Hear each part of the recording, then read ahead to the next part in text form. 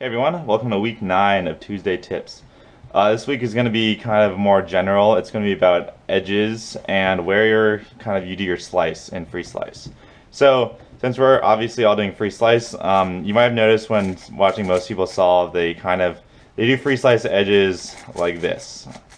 And when I say like this, I mean that their slices are on the E layer. Their edges are on the top and the bottom that they're solving for. They usually will do a decent amount of X2s in order to access different pieces that they can see at different times because they can't see the whole thing.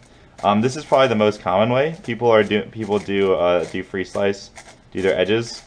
You'll often see that after they're finished their first 8 edges though, they'll swap and they'll start to do they'll use the E layer to do their last 4 edges.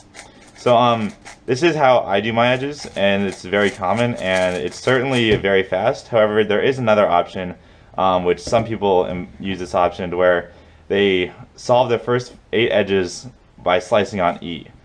This is a fairly tricky technique, as well. It's mostly what you're used to, really. The benefits of solving on E are the fact that you can see more of the cube at the same time. You don't have to do X2 rotations to kind of see the stuff on the bottom, as you can make it easily accessible with L and R moves. The obvious disadvantage to E is that L moves are pretty inconvenient, and just in general, I think it's a little less finger friendly.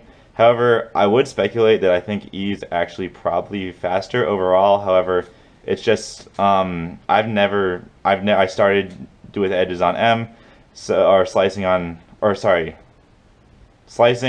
on M is faster overall. However, I've always sliced on E for many years, so there's no way I'll change at this point. And I think the differences are small enough to where you can certainly be great with either. Every trick I mention in this series will be applicable for both E and M, as they're technically the same thing, they're just at a different angle. However, I would recommend that you kind of just pick the one that you think is the best for you, as it's certainly everyone's certainly capable of doing both very well. I guess other things about E and M, pretty much everyone will do their last 4 edges slicing on the M layer, which is mostly due to the fact that the 4 edges are already sitting on the M layer or sitting on the E layer, and it's you're doing a lot of the algorithms kind of change for your last 4 edges, which I've gone over before. But yeah, if you're doing edges on slicing on the E layer, your flipping alg is pretty much the same as in the M layer also. I'll go over it again real quickly. So to flip this edge, if you're slicing here, without messing up like the orientation of your top centers and edges, is R, U, R prime, that. And on E, it's fairly simple. It's fairly similar. You start with you do a U prime before the algorithm, and then you do the algorithm, but then you don't do the R at the end.